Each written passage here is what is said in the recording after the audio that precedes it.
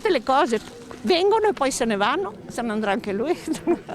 O no? Sì, penso di sì, anch'io. Sì, penso di sì, che dovrebbe essere È ormai sicuro, è sicuro. per l'estate, a meno che dopo non ci sia una ripresa in autunno, come abbiamo visto gli altri anni.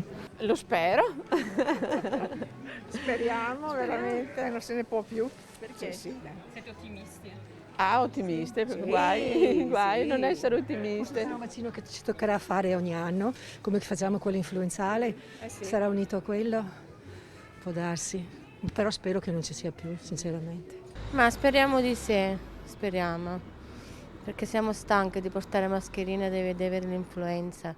Gli ospedali sono pieni di persone. Speriamo, dai, siamo ancora qui con le mascherine, 2 anni.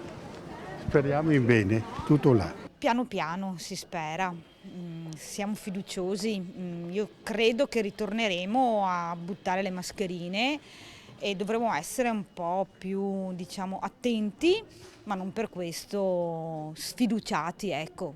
È una malattia che dovremo imparare a conviverci. Speriamo, dai, speriamo. Ma c'è anche chi, dopo 2 anni di pandemia, ha perso una prospettiva di normalità senza il Covid. Mai. No, penso di no, neanch'io. Diventerà endemico probabilmente.